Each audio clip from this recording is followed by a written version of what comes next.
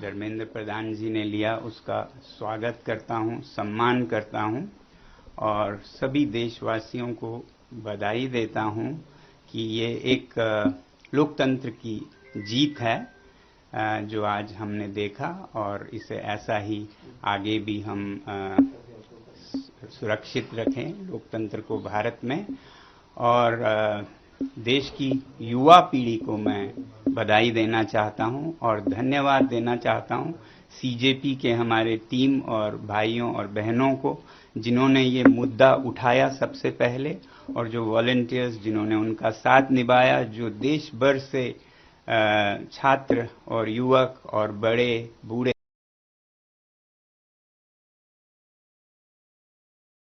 लोकतंत्र के लिए खड़े हुए, उन सब का सम्मान करता हूं मैं। और सबसे बड़ी बात कि जिस तरह से उन्होंने शांति बनाए रखा जहां ये प्रदर्शन हो रहे थे, कुछ जगहों पे दुर्भाग्य है कि छुटपुट घटनाएं भी देखी। मुझे उम्मीद है कि इस शांति को हम बनाए रखें और कहीं भी कोई गलत बात नहीं होगी आगे भी। ये जो शक्ति है लोकतंत्र की वो हमारी शांति से हुई है, ना कि हमारे बाजुओं के बल से। उसके मुकाबले तो आपके बंदूकें हैं, मगर जो शांति की हमने ताकत दिखाए उसके मुकाबले कोई हथियार नहीं है, तो उसे बनाए रखें। अब जब आप महसूस कर रहे हैं कि आपकी जीत हुई, तो विजय में विनम्रता सबसे बड़ी बात है, वही आपके चरित्र को प्रदर्शित करता है, परिभाषित करता है। तो अब जब इस आंदोलन को जरूरत पड़े और कुछ आगे लेना हो या फिर अभी रोकना हो, जो भी करें बहुत ही शांति से करें। मैं ये उम्मीद करता हूं कि एक तरफ जब जवाबदेही हमें मिली इस बार की, तो अब सुधार पर काम करने की जरूरत है। केवल एक इस्तीफा से, रेजिग्नेशन से राष्ट्र नहीं बनता है। तो शिक्षा में सुधार हो, इस पर भी आगे काम हो। मुझे पूरी उम्मीद है जिस उदारता से सरकार ने ये कदम ली है वो इसमें अब सुधार के कार्यों में भी जुड़ेगी। सुधार सिर्फ शिक्षा में नहीं बल्कि शासन में भी मेरी उम्मीद है कि अब से देश चलाने का तरीका जरा बदलेगा। जहां भय है वो नहीं बल्कि प्यार मोहब्बत से देश को चलाया जाएगा और अन्याय न होकर सत्य के रास्ते पे चलाया जाएगा। और वैसे ही जहां कहीं भी जिस रूप में भी भ्रष्टाचार है उसे हटाया जाएगा और सच्चाई के रास्ते पे एक भारत देश के लिए और विदेशों के लिए भी एक उदाहरण बनेगा, सच में विश्व गुरु बनेगा। ऐसी मेरी आशा है कि ये एक नया भारत की शुरुआत होगी। मैं उम्मीद करता हूं सरकार से कि इस बदलाव के साथ ही बहुत से और बदलाव भी लाएंगे शासन चलाने के तरीकों में भी। अब क्योंकि मैं लद्दाख से हूं और एक पर्यावरण कर्मी हूं, एनवायरमेंटलिस्ट हूं, तो मैं उम्मीद करूंगा सरकार के से कि जो लद्दाख के पहाड़ों को संरक्षित करने की, वहां के लोगों को लोकतंत्र देने की प्रक्रिया चली है, उसे भी बिल्कुल ईमानदारी से चलाया जाए। उसे कमजोर करने की कुछ कोशिशें हो रही हैं, वो सब छोड़कर जनता के साथ प्यार मोहब्बत से मिलकर हम सीमाओं को सुदृढ़ और शांत बनाएं, विकास के रास्ते पे लें। तो लद्दाख में बहुत ही ईमानदारी से लोगों के साथ ये प्रक्रिया जारी हो। बल्कि हमारे पड़ोसी राज्य जम्मू कश्मीर में भी, जहां भी लद्दाख में हो, जम्मू कश्मीर में हो, जो लोगों से वादे किए हैं स्टेटहुड के, लोकतंत्र की, वो वहां भी बहाल हो, ये हमारी उम्मीद है। ये तो मैं अपने हिसाब से कह रहा हूं क्योंकि मैं उस इलाके से आता हूं। तो बाकी देश में शिक्षा में खासकर सुधार हो, बदलाव हो। किसी भी बच्चे को, किसी भी अभिभावक को जो इन बच्चों को गुजरना पड़ा उसमें न गुजरना पड़े।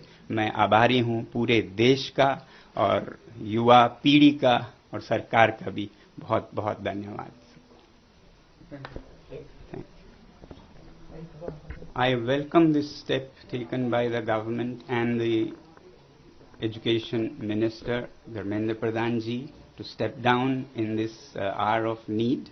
They have shown sensitivity on the part of the government, and I want to congratulate the nation. It's a victory of democracy, and we should all cherish it. At the same time, I thank and congratulate the whole young generation, the Gen Z, particularly the members of CJP who started this whole discussion, and young people, old people, everyone from every corner of the nation who came out to speak for truth. And I hope that we can take this path of peace that was so visible in this movement and continue to be on that and never digress from the path of peace. As we have some kind of victory, it is very important to have humility in victory. Therefore, I appeal to all the young people to rejoice, celebrate, but with utmost humility. Do nothing that hurts others, say nothing that hurts others, be humble, and that will win the world for you. So with these words, I think that we'll have an era of reforms now. There has been accountability. Now it's time for reforms in the field of education so that we have a robust system that makes us a great nation as we all want.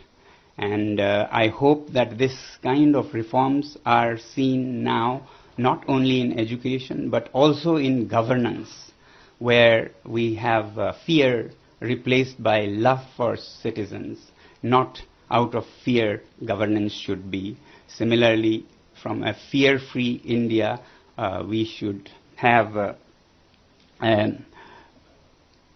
injustice-free India, where there is justice in everything, whether it is examination or elections or the corridors of power to the courts of India. We should have justice and corruption-free India in whatever form.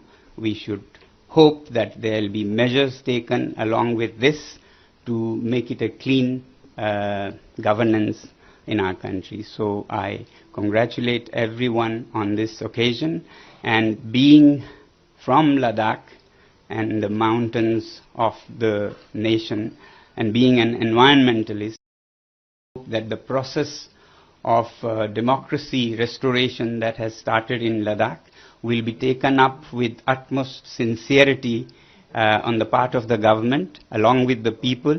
There have been some steps to undermine the democracy that has been granted. These would be taken up very sincerely together with the citizens is my hope. Talking of democracy restoration, I also hope that our brothers and sisters in our neighboring Jammu and Kashmir will have the pledge that they were given of restoration of statehood. I look forward to see a great India with this change that people have brought, and I congratulate every citizen once again and thank you all very much.